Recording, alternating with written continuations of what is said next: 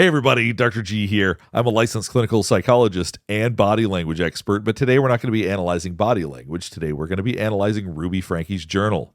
Both Ruby Franke and Jodi Hildebrandt recently pled guilty to felony child abuse. What we're going to be looking at today is segments from Ruby Franke's journal that details some of what happened. Before we get started with all of this, I want to remind you of a couple of things. One, I wanted to make sure you know this is not a psychological evaluation of any kind. These are just my opinions. In addition to that, I do want to remind you to like and subscribe if you want to see more content just like this. All right, let's go. This journal, along with a plethora of other evidence, was recently released through official channels.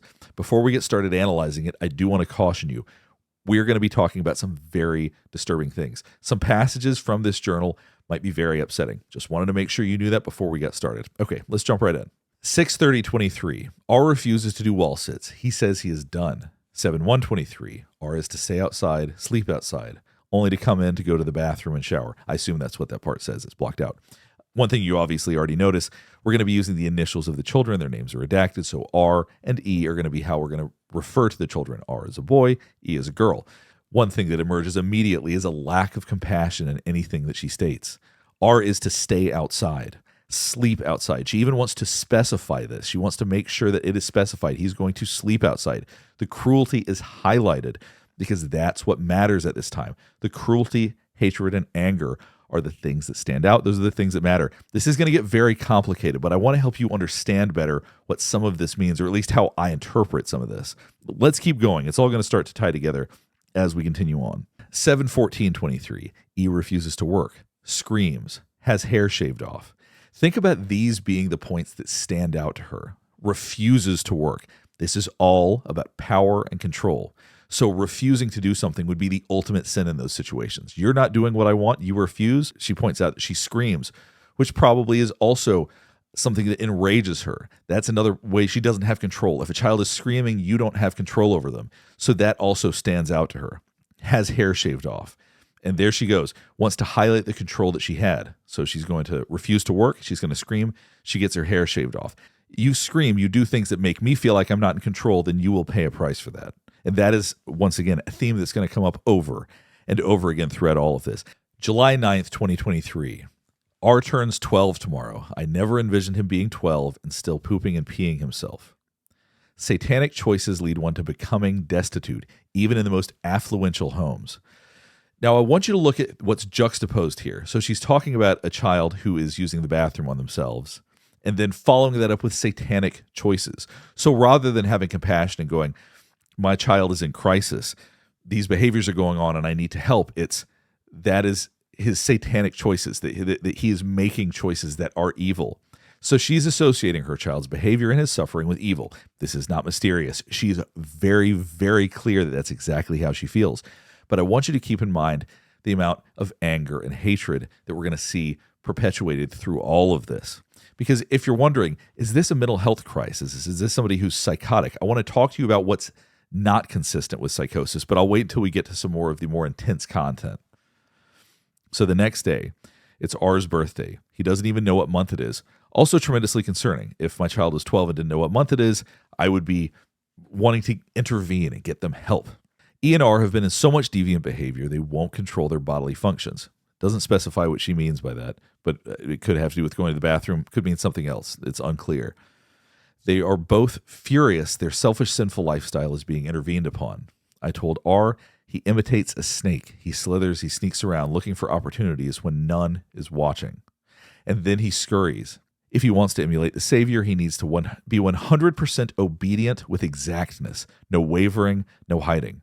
Now, what I want you to keep in mind in terms of the themes that are emerging here, the concept of evil is what she's starting to really tap into. She does seem to truly believe that her son is evil, but only evil because if you go down a little bit more, he's not behaving with 100% obedience with exactness, no wavering, no hiding.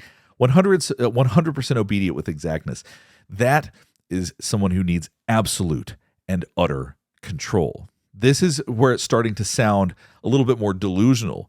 It's starting to sound like her beliefs are deranged and they're bizarre. I'm going to go a little further and I'll explain the difference between this and what we oftentimes see with someone who is psychotic, someone who is truly detached from reality, even though she does make some statements that are quite strange. I never would have suspected the cold, dead heart R has. If I didn't know where to look, he's always been able to get what he wants, and now he can't. He is furious. The control dynamics, this is what matters to her, is all she can obsess over, all she can continue to talk about. Is how R is trying to get what he wants. And as we find out as this continues to go through, a lot of what he wants are things like water and basic needs and to be treated like a human being. Now, there's a concept called projection. So in other words, when we have a really strong feeling, sometimes we project it onto other people. Now, given the history she has, given all of the 8 passengers, given so many things, it's hard not to wonder if she feels this way, that she's always been able to get what she wants, and now that she can't, she is furious. Furious is a word she uses over and over again, and I'm going to guess that that's a feeling she experiences quite a lot. I told R that he needs God. I invited him to fast and pray. Now, the concerning part here are some of the words that she uses. Fasting, for example, I believe is starving, actually. So she's going to use words like this as a guise to abuse. When you're saying, oh, he's fasting, not giving him water is not fasting. That is abuse. Not giving him food is not fasting. That is abuse. And so I think that she uses words like this to mask the abuse. And I do think that she knows the difference. Now, here comes some more concerning parts. And this is where we start to get into what becomes dangerous. R is in and out of possession. He is workable and calm for a bit, and then angry and defiant the next. So rather than explaining somebody's behaviors as moods or because of the way they're being treated, it can only be possession. Because she is not going to be willing to own any reaction that he has. She's far too controlling for that. She's going to say, if he's having these reactions, it's because of possession. It can't be because he's reacting to me. I have too much control. Therefore, if I can't control my child, he must be possessed. This is the kind of logic you're going to see. But this is where it becomes dangerous. There's some things that are going to happen in a bit that are genuinely scary and dangerous. Now, one thing I want you to keep in mind, once again, I talked about the idea of psychosis or delusion. Is this somebody who truly has these fixed false beliefs, or is this just an expression of hatred? Now, when somebody is truly psychotic, when somebody has genuinely lost access to reality, when they cannot form coherent thoughts, it affects their behavior, their ability to care for themselves. They are scared. They become very paranoid. There might be some anger there as well, but anger is the only thing that we're seeing here. She's still able to function in society. She's still able to get through her day. She's still able to eat and prepare things for herself. She's not disorganized to the point where she can't do those things. So there also isn't a lot of fear here. There's just anger. And fear is something we see very consistently when people are experiencing psychosis because they are scared. There are definitely some parallels between Vallow-Daybell and this situation. The only consistent thing about R is that he lies. This goes back to that language, the whole idea of possession, the idea of someone who lies. She's brought in snakes earlier. I mean, she does talk very directly about this, so it's not a stretch at all to suggest that this is the language she's using with that intent. It's also so tragically sad that even if she's writing this to herself, there's all it is, once again, is it's anger. It's frustration that she can't be in control. Let's keep going because there's so much more. R told me he would rather have a glass of water than me as his mother. Now, we don't know the full context here, but we do know that she has withheld food and drink from him. We know for a fact that he, quote unquote, steals water. We'll be getting into that. So the idea that he would say this is heartbreaking, not for her, but for the idea that a child would feel this way, because he probably was dying of thirst at this point. Who even knows what was going on at this time, because she's not specific about it. 7-11-23, big day for evil. E manipulates me. She won't scream when Jody is around, but with me, she wails. There you go. That loss of control. She's so angry that she is not in control the way that Jody is sometimes, because apparently she feels like Jody is able to control some of these behaviors where she isn't. All night, he screamed, cried, and would hit her head on the tile floor. Today, Jody confronted her. He admits to, quote unquote, putting on a show for her mother. Imagine the amount, and I know I've said this, but I just want you to really truly envision how much anger and hatred you'd have to be able to act this way, because this is anger and hatred playing out. Like I said, I've seen paranoia, I've seen psychosis. There's a wide variety of emotions that I see and work with all the time. And this, I don't see anything but seething fury, anger, and a desire for control.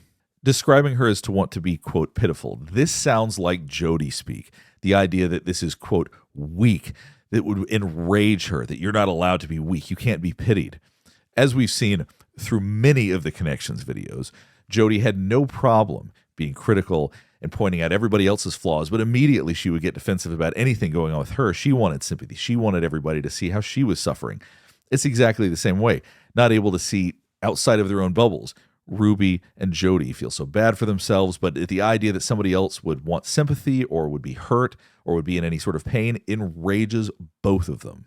R was told to stand in the sun in his sun hat. He is defiant. No. I told him a couple more times, or should I say, his demon stays in the shade. Now, this is the start of the type of language that does get very scary, because this is the kind of thing that could have led to the children not surviving this situation. I push R into the sun. R comes back. I come back with a cactus poker. When I poke his back to get in the sun, R doesn't even flinch. I poke him on the neck. He's in a trance and doesn't appear to feel anything. Jody taps him on the cheeks to wake him up. Now, this suggests that the two of them together were in this ridiculous charade suggesting he was possessed, talking to each other about this. I feel very strongly, based on the way that Jody acts, it's very, very hard to believe that she actually believes that that was going on, that she actually believed that he was in a trance. Ruby may have believed some of that, but once again, it was fueled by hatred, not a complete detachment from reality. It's fueled by anger and hatred. So she goes on to talk about a conversation they had and then says, R wants out of his outcomes. After our talk, R stays in the shade. This, of course, implying that he is evil and therefore wants to stay in the shade rather than being in the sun, something she alluded to earlier. I take my old mop water and go to R. I show R the water. Then I pour the water on R. It's hot outside. It feels good, doesn't it? So the scary part about this is this implies that she is coherent enough to understand that when you are hot and you have water poured on you, that it's going to make you feel relief. So she knows she is torturing him. She can't deny that she knows she's torturing him because she knows he was hot and she's pouring old mop water on him. I don't know if the idea is that if he's evil, he's going to like dirty water. There's too much to read between the lines on this, other than she's just laying her abuse out for everybody to see. The hatred and abuse is just seething. So she goes on to explain that she essentially pushed R into the pool, and then Jody pulled him out, and she said, "Feels good, refreshing." He responded, "Yes, ma'am." I went out a couple of hours later and asked if he wanted to go to the pool again. "Yes, ma'am. Will you let me push you in?" R laughed and tried not to act too excited. R cooled off and went back to his spot. I put my hands on his face. "R, have you ever heard someone talk underwater?" "Yes, ma'am." "I know R is in there somewhere. I know deep down under all this anger, you can hear me. It may sound like I'm underwater with you, but hear me out. I love you." R got teary. Then I put my hand tightly over his nose and mouth. And this is where it gets, I refer to some parts that are going to be pretty scary. This is one of them. "I'm coming to you in this water and putting my hands on your nose and mouth. The devil says that I'm hurting you, abusing you, but R, what am I really doing? You are putting oxygen on me to help me breathe." Yes, that's right. So she was covering his nose and mouth. These are the kinds of situations where these kids could have died. There were plenty of others where they could have died from exhaustion, from being dehydrated, from lack of food. There's so many ways that were dangerous, but this goes to show she was actively doing things that could have resulted in these children not surviving. And it also goes to show she has an awareness that she was abusing him. The devil says, "I'm hurting you, abusing you." So clearly she recognizes that her behavior is abusive. Like she puts those words out there. No question. She's trying to legitimize her abuse and trying to convince her children, "I'm not abusing you. I'm helping you," or whatever nonsense. I mean, this is typical gaslighting. This is not unusual at all in that sense. The links that she's going to are terrifying and unusual, and she truly, this is a Vallow-Daybell, Chad Daybell kind of situation. Vallow-Daybell seemed to suggest that her children were evil, that they were taken over, all of this stuff. So the idea is that she was okay with her children dying because they were evil or possessed. It seemed like we're really bordering on that right here. We're bordering on that same thought process, and I think it's very, very fortunate that the children survived this situation. Because if we're to compare this to the Lori-Chad dynamic, Vallow-Daybell seemed a bit more bold, a little bit more convinced, whereas Chad Daybell doesn't necessarily, I think, really believe the things that he was saying. Jody Hildebrandt seems similar in that sense, and this is just my own opinion. This is my best guess. Jody Hildebrandt doesn't really seem to believe a lot of what she's saying. She seems to use these ways to manipulate and to hurt, whereas Ruby seems to, on some level, maybe actually believe some of this. Her behavior is fueled by hatred. She's not completely detached from reality, but she does maybe have some beliefs that are rooted in this anger and this control, and she may actually believe parts of what she's saying. I don't think Jody believes any of this stuff. Well, as I said, that's just my opinion. R is compulsive. He feels no remorse for his choices. He shuts down, says he wants to go to jail. R says he worships the devil and has no interest in changing. I kind of doubt that, but we'll continue. I want the outcome of being changed, but I don't want to do the work that it requires. She has this in quotes. I assume she's claiming that he literally said this. R doesn't actually know what jail means. He has no comprehension of what throwing your life away means. He just wants immediate gratification of sitting in an air-conditioned car ride to juvie. He wants stimulus.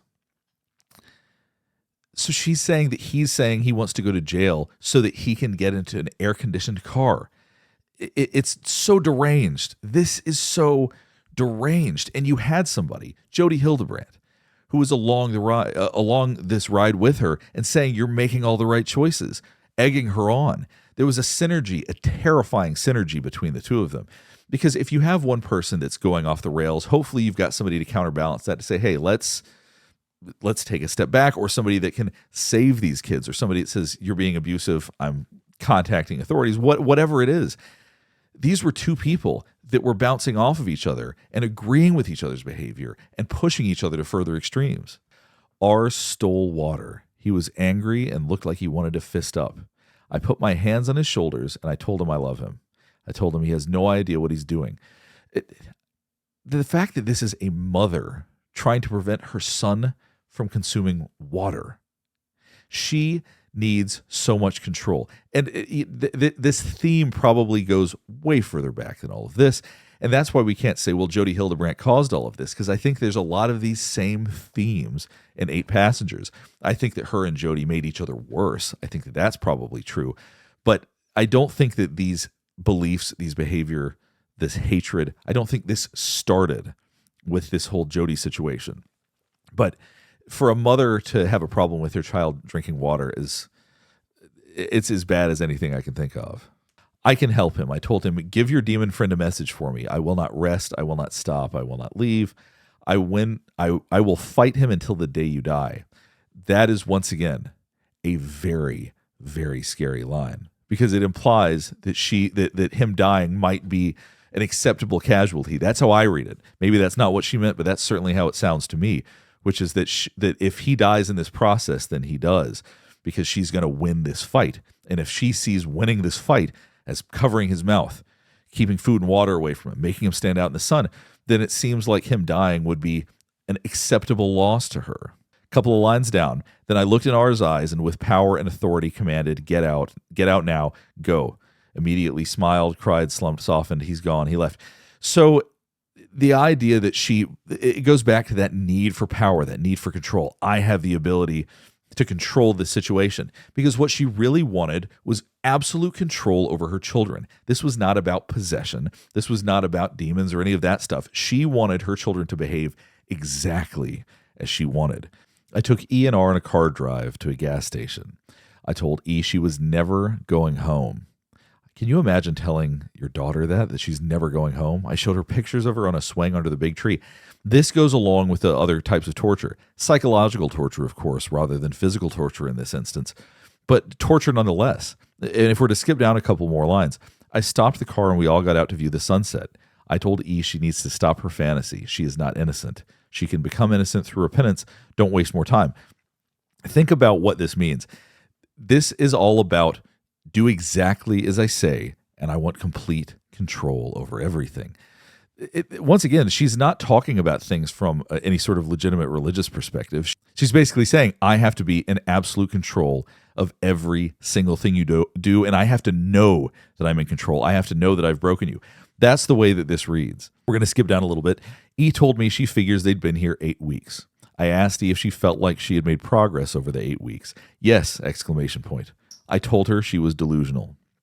Now, the suffering is almost palpable through reading this. The yes with an exclamation point. It shows excitement. Maybe E thought her mother was softening. Maybe she thought that she's going to tell her she made progress. It seems like she's trying to show that there is excitement there. Yes, and then I told her she was delusional, just so that she set up her daughter just so that she could break her again.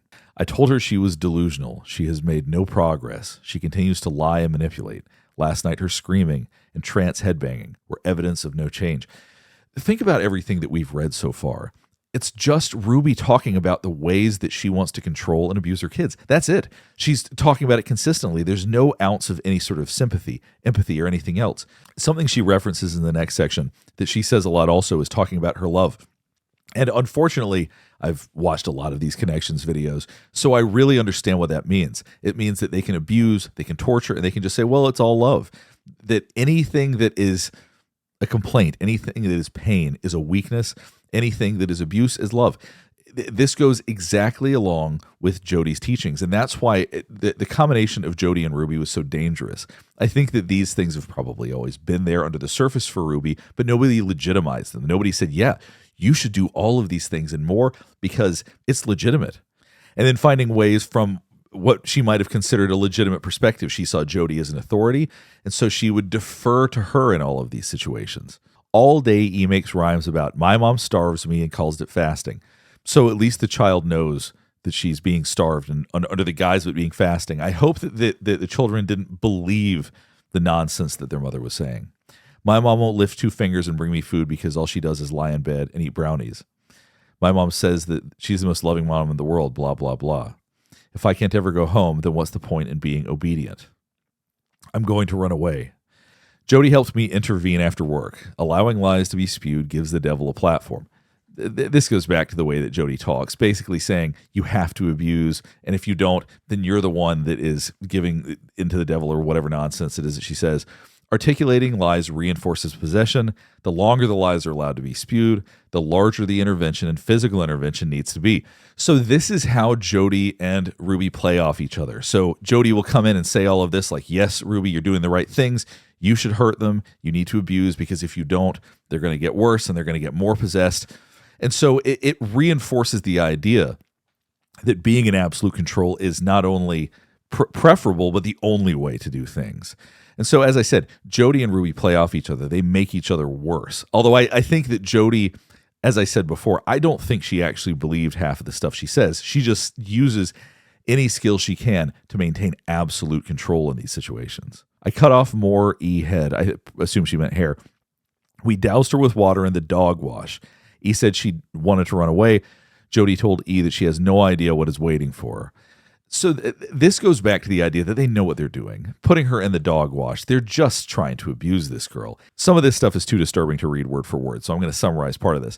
But in essence, Ruby's talking about her son eating and then shortly afterward him having diarrhea, and that as she described that it was too watery for him to be fasting. So she's keeping him so dehydrated that the idea that he could even have a movement that was like that it's unacceptable to her. So she says, R admits to stealing water 3 times yesterday. I still am so relieved these children survived this situation because it seemed like she was doing everything she could to make sure they didn't. Dehydrating a child to that degree is just unbelievable. There is part of me that really does genuinely wonder if there was the desire for them to not survive this and for them to put them through this and to just say, well, that I guess they couldn't handle it, or I guess that's the way things were meant to be. They put them in so much extreme danger. It's just unbelievable when you really read it word for word. These are Ruby's thoughts. This is exactly what she said. Nobody else said this. This is Ruby, and it's just unbelievable. So we're going to skip down a little bit again. Basically, she says that her son went to the bathroom on himself again. And then she says, E, I will bring into the cool house, and she can sit in the pantry. They will think they won. They will think they got what they wanted. They will relax, then pop with a bunch of exclamation points. We will drop them like hot potatoes out in the desert. Their new home, exclamation point. You're going to get exactly what you asked for. The desire to fool these children. Think about the cruelty in this. The idea of trying to make them feel like, okay, you're going to be able to relax for a second, and then I'm going to throw you out into the desert. This is torture. This is not some sort of deranged belief. This is just wanting to hurt her children.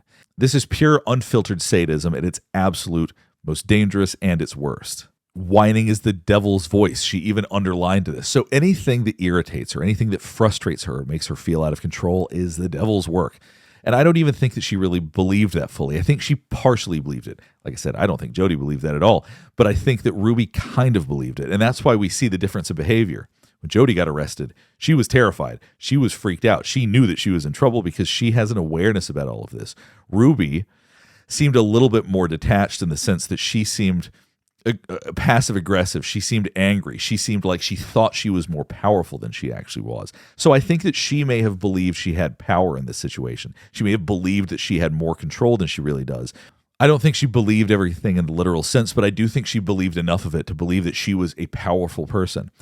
This goes back to that Lori and Chad Daybell dynamic. I'm going to go ahead and stop here because there's so much more we could get into, but it's a lot of the same. It's the same type of scary language. It's the same kind of dangerous and terrifying things that these children were put through, and we are all incredibly fortunate that they survived. But when you look at Lori and Chad Daybell, Lori seemed a little bit more aggressive, seemed a little bit to believe that she was more powerful than she is. Chad Daybell seemed more manipulative. And this very much seems to be a similar dynamic between Ruby and Jody. Ruby seems to have bought into things a little bit more, whereas Jody seems to have come up with ideas just to legitimize their awful behavior. Hopefully this is helping you better understand some of what we are seeing in this journal and making sense of some of what this journal says. There's so much more we could go over, but as I said, a lot of it is repetitive. The scary part is that she really truly could have killed her kids, and I'm not sure that she would have had a problem with that with the way that she states things in this journal. Only she knows that for sure, but the way that everything's phrased and some of the behaviors she engaged in, it seemed like she was trying. While I'm sure it would have been harder to prove in court, it almost seems like some of this was attempted murder. But once again, that's already done. They've pled guilty. They'll do their time. And I think that for Ruby to recover from something like this, that is a very long path and a very challenging one. If there's any other aspects of this journal you want me to analyze, please let me know. I also plan on listening to the jail calls and providing some commentary on that. If there's other aspects of this case you'd like me to analyze, just let me know in the comments below. Last thing before we get finished up is I do want to remind you to like and subscribe if you want to see more content just like this. All right, thanks for watching.